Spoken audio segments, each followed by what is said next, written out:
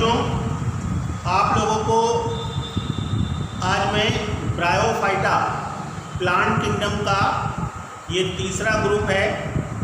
पहला एल्गी था, दूसरा फंजाई और फिर ये तीसरा आपका हो जाएगा ब्रायोफाइटा। आज हम आपको इसके कुछ कमेंट्स, उनके जो स्पेशल फीचर्स हैं उनको थोड़ा सा मैं इस वीडियो में आपको समझा रहा हूँ। ठीक है, देखो सबसे जो पहला जो इसका कमेंट्स या कह सकते हैं लक्षण है ना, अगर हम इसके कमेंट्स की बात करते हैं, लक्षण की बात करते हैं, तो पहला आपका हो जाता है एम्फीबियंस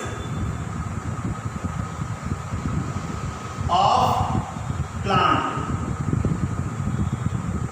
यानी कि हिंदी में अगर क्या बोलेंगे, पादपों के उभयचर। ये जो प्लांट होते हैं इनको एक कॉमन नेम दिया जाता है एम्फीबियंस ऑफ प्लांट, उभयचर।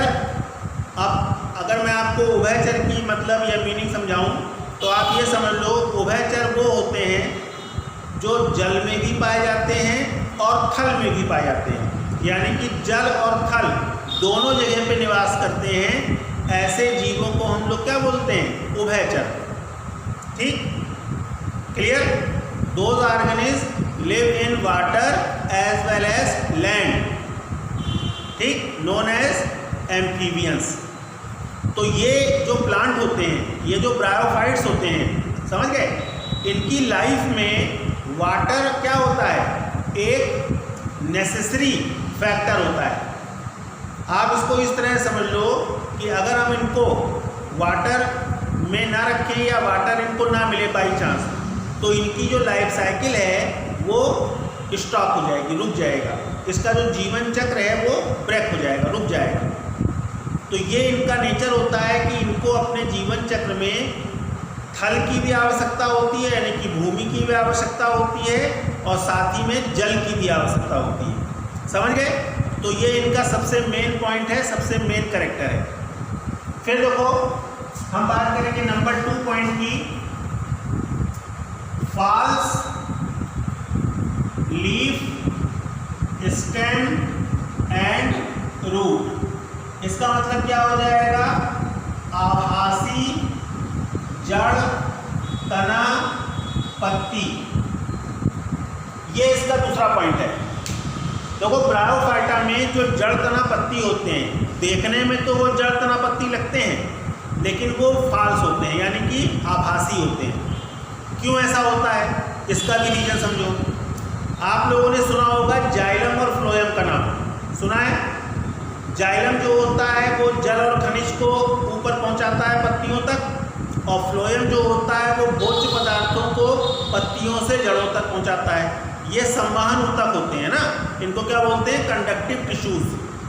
तो मैं आपको बता दूं कि ये जो प्लांट होते हैं इनमें कंडक्टिव टिश्यूज जो होते हैं वो एब्सेंट होते हैं।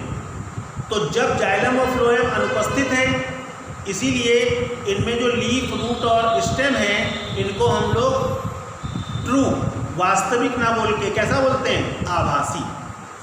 तो आप एक लाइन में ये समझ लो, अगर किसी जड़ में, किसी पत्ती में, किसी तने में जाइलम और फ्लोएम नहीं है तो वो सत्य नहीं होगा, वास्तविक नहीं होगा, बल्कि कैसा होगा, आभासी। समझ गए? तो इसका तीसरा पॉइंट क्या हो जाएगा, एब्सेंट कंडक्टिव टिश्यू। अब कंडक्टिव टिश्यू में आपके क्या आएंगे, एक आपका आएगा जाइलम और दूसरा क्या आएगा, फ्लोएम।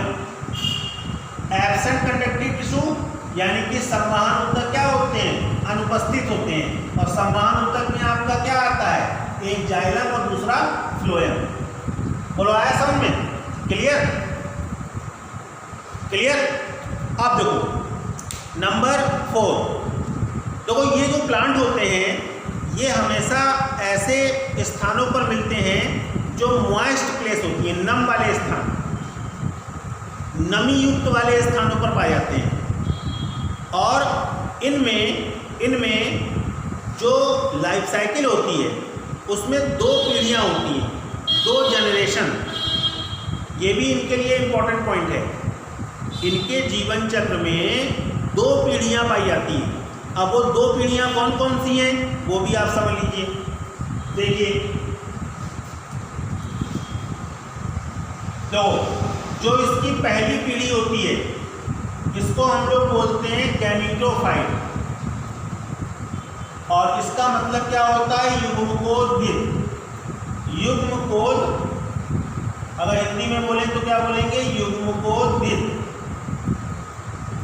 और ये वाली जो पीढ़ी है वो युग्मक को जन्म देती है। युग्मक का मतलब क्या होता है, गैमीट। गैमीट आपके 2 होते हैं, मेल और फीमेल। समझ गए? तो पहली जो पीढ़ी है, जो मेल, जो इसका मुख्य पादप है, मुख्य पौधा, वो कहलाता है गैमीटोफाइट, यानी कि युग्मकोद्भिद। और ये जो युग्मकोद्भिद है उसमें क्या होते हैं, गैमीट बनते हैं, युग्मक बनते हैं। और युग्मक कितने प्रकार के होते हैं, 2 प्रकार के, एक नर युग्मक और दूसरे मादा युग्मक, मेल गैमीट और फीमेल गैमीट। समझ गए बात? अब देखो यहाँ पर एक चीज और जल्दी समझ लो, जो मेल गैमीट हैं, तो जो मेल गैमीट हैं इनको हम लोग बोलते हैं एंथीडियम। ठीक? और इससे जो बनते हैं वो क्या कहलाते हैं, एंथ्रोजॉइड्स।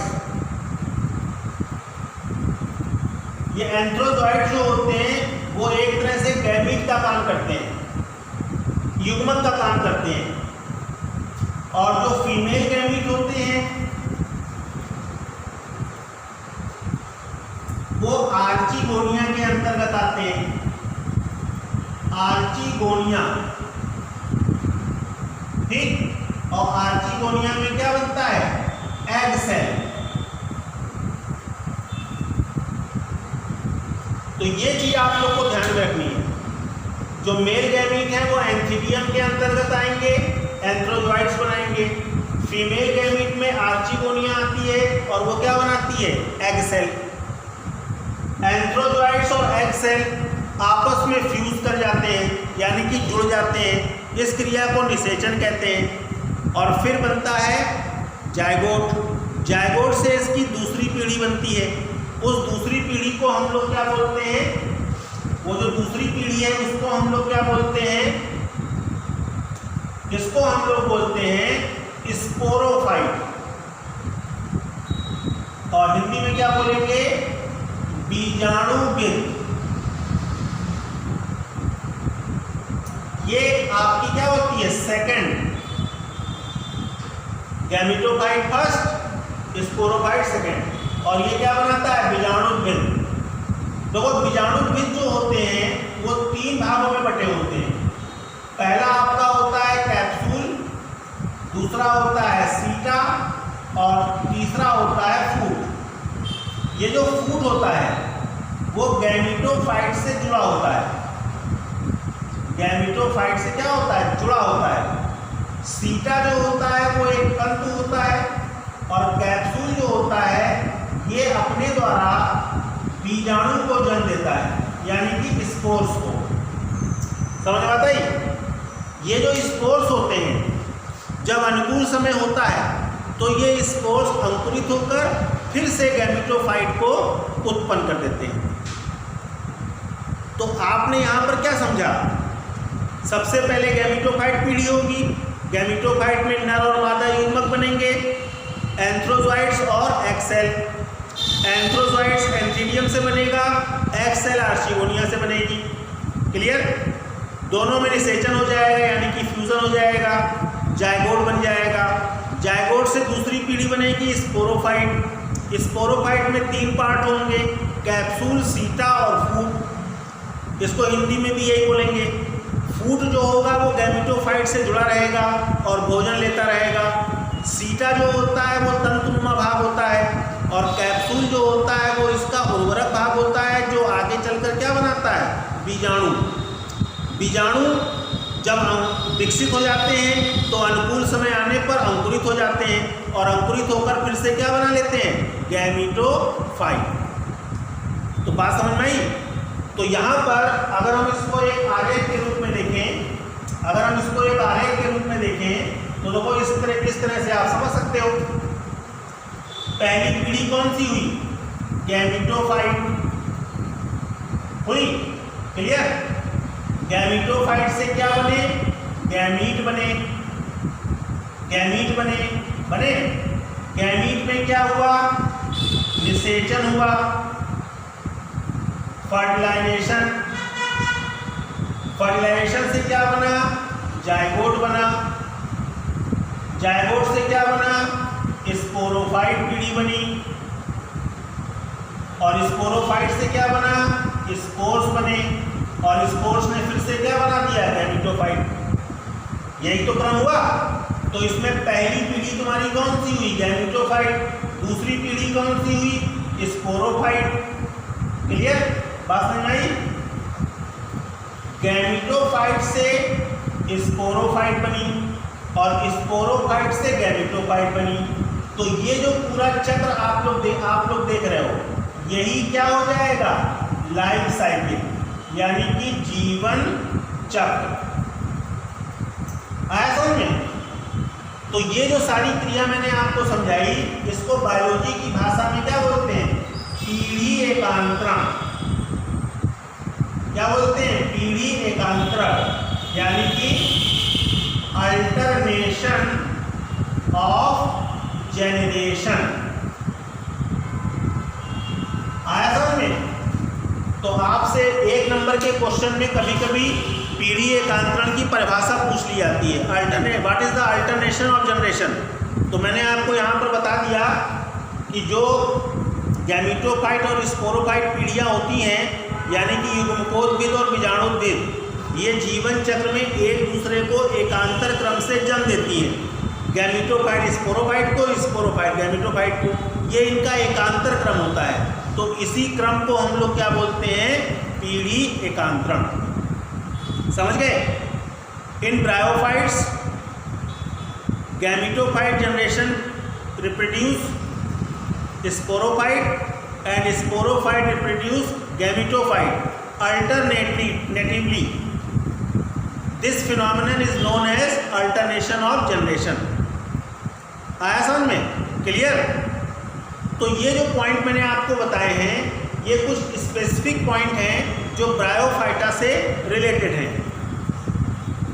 आपको इसके टर्म को याद रखना है, ठीक। इसकी जो पॉइंट्स हैं, जैसे एम्फीबियंस ऑफ प्लांट, ठीक, एंथीडियम, ठीक, कंडक्टिव स्ट्रैंड एब्सेंट, पीढ़ी एकांतरण, अल्टरनेशन ऑफ जनरेशन, ये जो पॉइंट्स हैं ये 1 मार्क्स के क्वेश्चन में आपको मिलते हैं। समझ गए। अब इसका जो प्लांट है, जो मतलब इसका प्रतिनिधित्व करने वाला प्लांट है, अगर हम उसकी बात करें तो देखो इसमें तुम्हारा नाम आता है, अगर हम एग्जाम्पल की बात करें तो इसमें आपका नाम आता है फ्यूनेरिया, जिसको हम लोग बोलते हैं मॉस। इसको क्या बोलते हैं, मॉस। और मॉस का मतलब जानते हो क्या होता है, मॉस का मतलब होता है जो झुंड में बने, जो समूह में बने। तो ये जहाँ पर भी बनते हैं एक साथ झुंड में बनते हैं, इसीलिए इनको मॉसेस कहते हैं, ठीक। इसके अलावा इसमें और भी एग्जाम्पल हैं, एंथोसेरस है, ठीक है, मार्सिलिया है, और भी कई सारे एग्जाम्पल हैं। लेकिन फ्यूनेरिया जो है एक कॉमन एग्जाम्पल है, जिसको आप अपने सिलेबस में पढ़ेंगे। क्लियर, बात समझ में आ गई। तो मैंने आपको एक छोटे से पॉइंट में ब्रायोफाइटा के जो स्पेसिफिक कैरेक्टर थे उसको समझा दिया है।